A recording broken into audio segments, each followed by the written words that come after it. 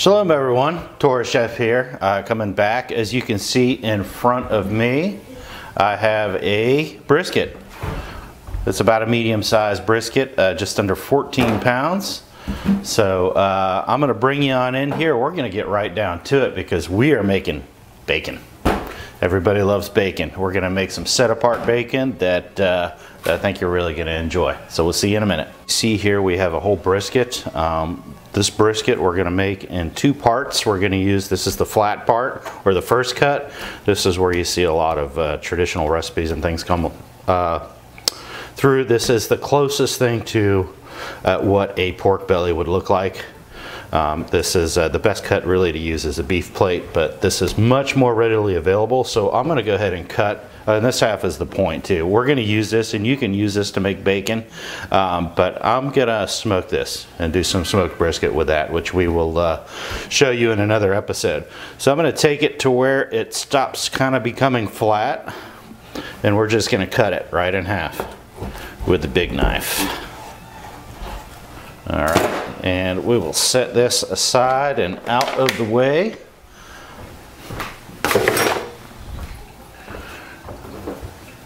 And get to trimming this. Now you don't want to trim too much, you just want to take the surface fat off.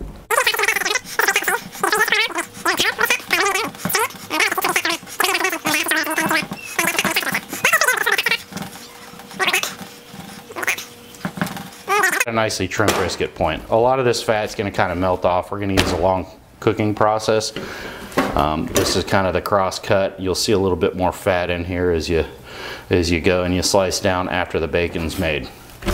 So what we're going to do now, we'll set this fat aside, out of the way. We'll set this out of the way, and we will talk spices. This is the important part. One of the important parts. It's all important to do this right, and we'll give this a little wipe. So what I have here, I have a set of spices. I have these ingredients below. You'll see I have a recipe online for this. I will share that in the comment section. We have some brown sugar, chili powder. You could use a chipotle powder if you like it, a little more zesty. I have some cayenne pepper, espresso ground coffee, sea salt, coriander, and black peppercorn. Both of these I toasted and crushed myself in a spice grinder, so I left a little bit of coarse. You have some onion powder, and then this is the controversial ingredient. This is a pink salt, cell rose. It's a curing salt. It is nitrates. That's what gives you the color, the pinkness in corned beef and bacon and all these other things. You can omit this. You could use celery powder. That's what a lot of people use in the quote-unquote uncured products. It's still a nitrate. So I just use a small amount of that. You can omit it completely. You won't get the same color, but that's up to you. So I'm going to go ahead and combine everything but the nitrates. And the reason for that is I'm going to use this rub for the brisket, and I don't really want to use a curing process for that. So I will hold some of this rub back for that brisket that we're going to show you how to make in another episode. So we'll just hold some of that back, and we'll throw in the pink salt. Combine that well. And you have to be very generous with this.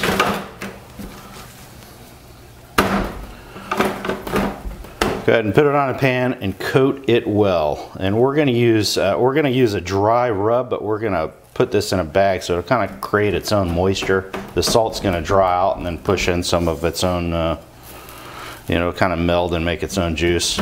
So it'll turn into a wet cure, even though it looks dry now. Make sure all sides are covered well.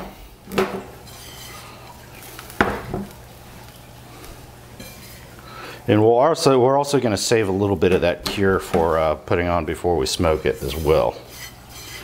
Now I'm going to give you a couple of different ways to make this. I'm going to put this in a smoker. and then probably, you know, give it a couple hours of smoke and then finish it in the oven. If you don't have a smoker, you can use a little bit of liquid smoke. And this is a natural item. I know a lot of people are against it, but this is basically, you know, it's smoke flavor. A lot of manufacturers that make bacon use exclusively liquid smoke. I personally prefer the taste of a good hardwood smoke, so that's what I use. And somewhere I have a bag, yeah. So I use a 2-gallon Ziploc bag, which just fits the point kind of perfectly. If you have a vacuum sealer, that works even better. I do, but I figured not everybody has that, so I'm gonna do this in a 2-gallon bag. So we'll just stick that in there.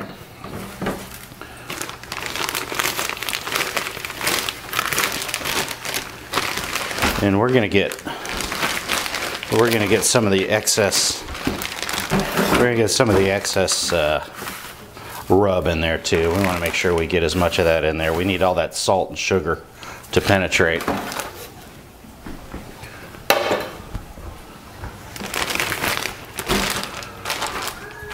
And there we go. You want to place this, get all the air out as much as you can, and kind of clean this up as best you can.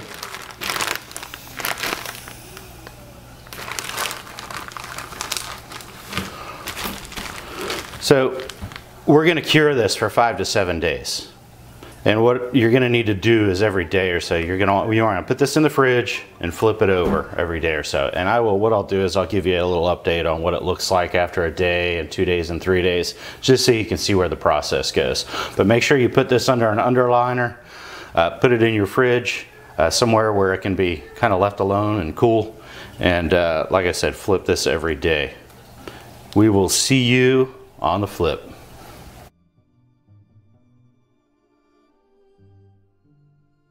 All right, we're back, folks. It's been 7 days now, and hopefully you've been flipping this every single day. As you can see, there's not a ton of brine in here, but there is enough moisture in here to be able to penetrate through the meat, and we'll just throw that bag away here in a moment. So what I'm going to do now is I'm going to give this a quick rinse, and it's just to get the kind of excess stuff off of here and some of the peppercorns. We're going to give it a quick rinse, and then I'm going to add just a little bit more peppercorn. You can use the same rub minus the pink curing salt. But what I'm doing, I'm just going to hit it with a little peppercorn because I think we got really good flavor throughout the meat. We've gone 7 days. It feels a little bit more firm, which is normal.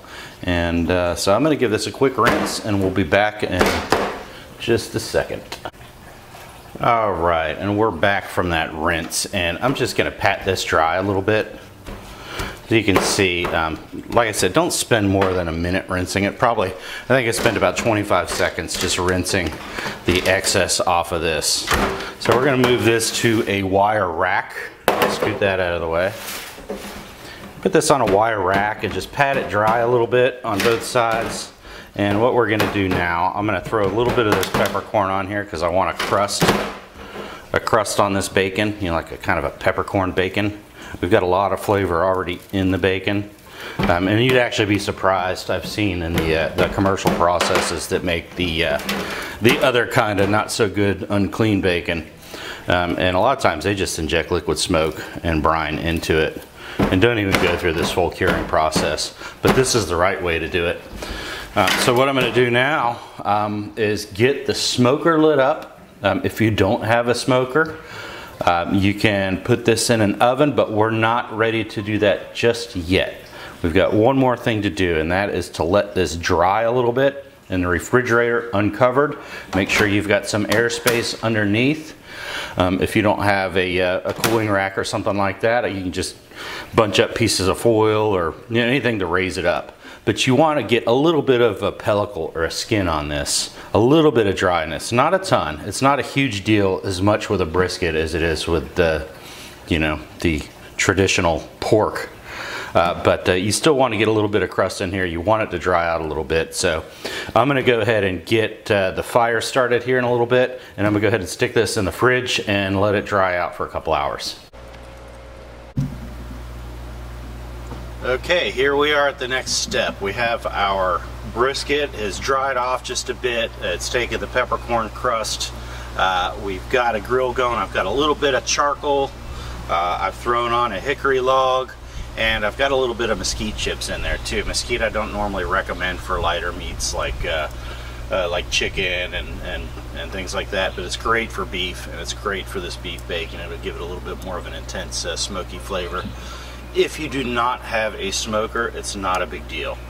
If you use the liquid smoke and the brine, then you can basically just put it in a 250-degree oven and cook it until you get to an internal temperature of 150 degrees. Now this we're going to pull off. I've got this smoker. It should be, and the temp's a little bit variable on this. I'm sure a lot of you have nicer smokers than this. I wanted to keep it simple. So I'm going to try to keep this around 250. If it gets below that, it doesn't get to the internal temperature, I'm going to go ahead and put it back on the tray, and we'll finish it in the oven until it gets to that internal temperature we're looking for. So we will let this go for a while, shut the lid, and we will see you soon. Okay, here we are. The internal temperature actually reached 153, so we are ready to go. I went ahead and put it on a sheet pan. I'm going to let it sit. Unfortunately, you still can't cut it yet. This is a process. So we're going to have to let this cool. We're going to put it in the fridge, and we want to get it very, very, very, very cool before we slice it. So I'm going to go ahead and do that. I'm going to stick this in the fridge, and I'll see you in a few minutes when we're ready to cut it up. Alright, here we are back in happy brisket bacon land. As you can see, we are nicely chilled. We've got a nice little bark on this bacon.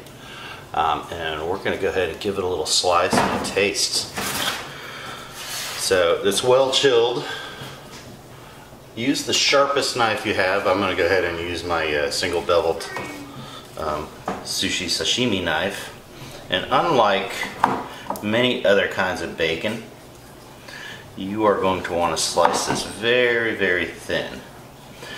And you'll see this end of the flat looks a little bit more like a beef or something like that as you get further in, and I'll show you. I'll go ahead and cut it in half so you can see. You're going to get a little more of that marbly bacon look, although this is a pretty lean flat, so we might not exactly get the most bacony looking bacon. This might be a little bit more impressive. Looks like a little more of your traditional bacon slice. The beef belly, or the plate, is really the best cut, but this is the next best alternative brisket. You can actually find this in the store. So I'm going to make a few more slices of this, and we're going to cook it up. We're going to give it a taste. We'll see you in a minute. Alright, here we go. We are cooking bacon.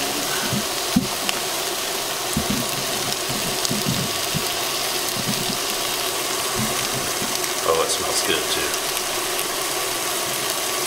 Alright, we'll give her a flip in a minute and we'll give this a taste. Alright, here we are. We're back. We have the bacon. It is done. Hopefully you get a good picture of that. Yes, it is a little darker. This is beef. But it really is superior in every way. Like I said, you want to cook it real thin and crispy, but this is nice. So let's give this a try. While I'm thinking about trying this, because it's hot, make sure you like, share, and subscribe. We're going to share a lot more videos. I'm working on it through the summer. We'll have a lot more videos shot. We'll get better with the production value. But you know, we're new at this. The cooking is the easy part for me. So we're going to walk and then we'll start running. So anyway, let's give this a shot. Wow. It's smoky, it's crunchy, a little bit fatty. Really great texture, and just the right amount of salt. So I'm going to try to give this a shofar blast. Not bad for a mouthful of bacon. Anyway, I hope you enjoyed this video. Like, share, and subscribe, like I said. Also, you see this pretty cool shirt that I have. I'm going to add some information at the end of this if you're interested in a Torah chef shirt. The funds we use when we sell those are for helping people, and we'll explain that a bit too. But we appreciate you tuning in, and shalom.